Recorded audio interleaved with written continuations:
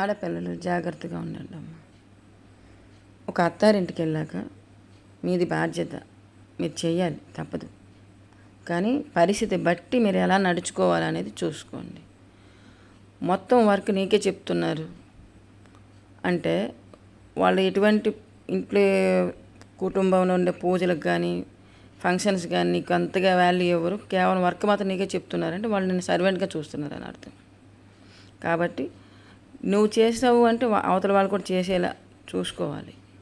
అప్పుడు వాళ్ళకి నీకు ఈక్వాలిటీ వస్తుంది. అలాగని మేమెందుకు చేయాలి అనేసి కూడా ఆడపిల్లలు ఉండకూడదు. అది మీ ఇల్లే, ఎంత చేయాలో అంత చేయాలి. అలాగని పూర్తి సర్వెంట్ లాగా చేసేయకూడదు. సర్వెంట్లా చేసావా అక్కడికా నుంచి నీవు నీ పుట్టింటికి వెళ్ళకు, నీ ఎక్కడికి వెళ్ళకు, ఇక్కడే వర్క్ చేసుకుని ఉండంటారు. నీకు సపోజ్ నువ్వు వేరే కాపురం వెళ్ళాలని నీకు ఎవరు కూడా. అదే నువ్వు ఎంతవరకు చేయాలని చేసావనుకో దీనివల్ల మనకే ఉపయోగం ఏంటి, వెళ్తే వెళ్ళాలని అనేసి కొంచెం వదవుతారు. అంతేకాదు బాధ్యతగా నీకు నీ ఇంట్లో ప్రతి పనిని నీకే వదిలేరు.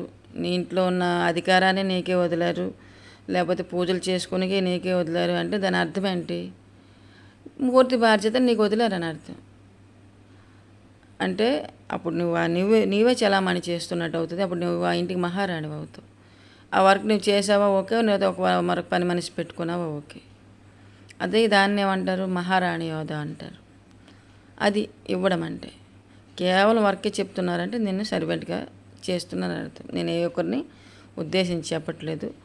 ఆడపిల్లలు ఇప్పటివరకు చాలామంది గాడిదల పనులు చేసి చేసి చేసి వాళ్ళు జీవితకాలం చేస్తూనే ఉన్న వాళ్ళు కూడా ఉండిపోయారు చాలామంది. ఇప్పుడు రోజుల్లో చాలా మారిపోయారు కూడా. కాలేజీకి వెళ్ళడం వల్ల, చదువుకోవడం వల్ల ఎవరు ఎంత చేయాలో అంతే చేస్తున్నారు.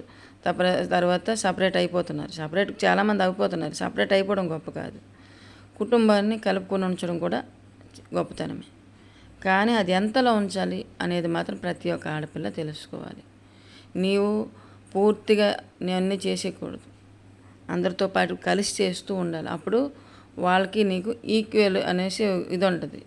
ఎప్పుడైతే ఎక్కువ హెవీ వర్క్ టోటల్ నాదే నెత్తి మీద వేసుకొని చేసావా ఆ రోజుతో నువ్వు అయిపోయావు. నువ్వు అనుకుంటావు నా కుటుంబమే కదా, నా ఇల్లే కదా అని బాధ్యత అనేసి. కానీ వాళ్ళు ఎవ్వరూ నిన్ను ఎవ్వరూ బాధ్యత అని చూడరు. నిన్ను ఒక సర్వెంట్గా చూస్తారు. అదే చేస్తుందిలే.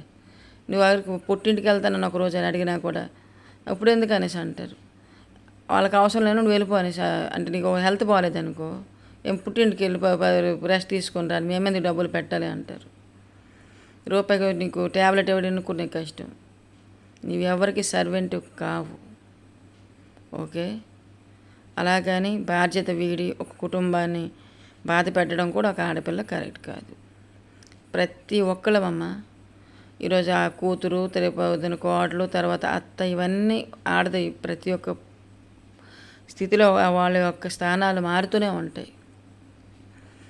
కానీ ఏ ఒక్కరిని అత్తలు కూడా సర్వెంట్గా చూడొద్దు. కుటుంబాలు కూడా ఒక ఆడపిల్ల చేస్తోంది మీ కుటుంబానికంటే అది బాధ్యత చేస్తుంది అంతే తప్ప తనకేం గతి లేక కాదు. మీ ఇంట్లో కష్టపడే కష్టాన్ని వేరొక చోట కష్టపడి తనకంటూ కూడా ఒక ఆదాయ మార్గం వస్తుంది, ఓకేనా.